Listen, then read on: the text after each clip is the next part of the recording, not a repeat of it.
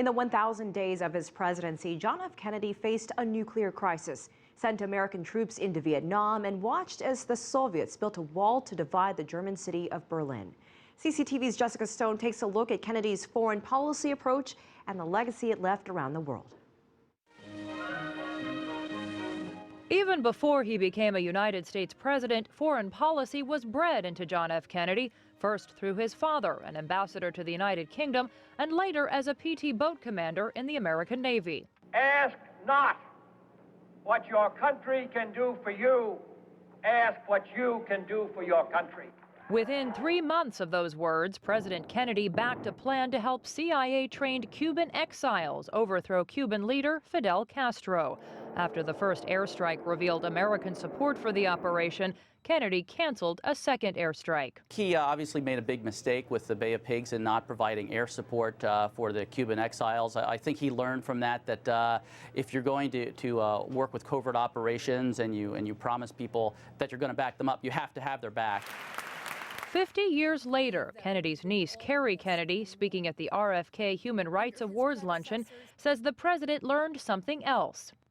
After the Bay of Pigs fiasco, Jack told Arthur Schlesinger, quote, "I would like to take the CIA and cut it into 1,000 pieces and blow it to the wind." He reined in the agency, fired its director and deputy director, slashed its budget by 20%, and stripped it of its military advisory role. Days later, Kennedy sent 400 U.S. Special Forces into South Vietnam to train soldiers fighting the Communist North.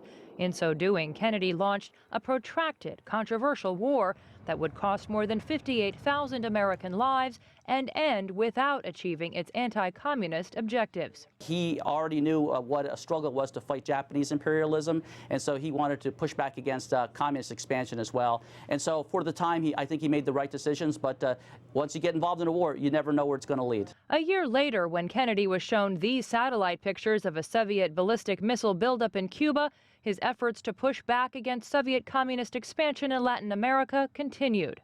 The purpose of these bases can be none other than to provide a nuclear strike capability against the Western Hemisphere. Kennedy declared any attack from Cuba would require swift American military response. Ultimately, Soviet Premier Nikita Khrushchev agreed to move the missiles.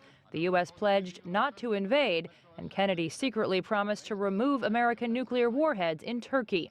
The two would later agree on the Limited Test Ban Treaty for nuclear weapons in 1963. I have today signed an executive order providing for the establishment of a Peace Corps. While Kennedy's brief presidency was certainly marked by conflict, his foreign policy lives on in a lasting push for peace through the creation of the U.S. Peace Corps.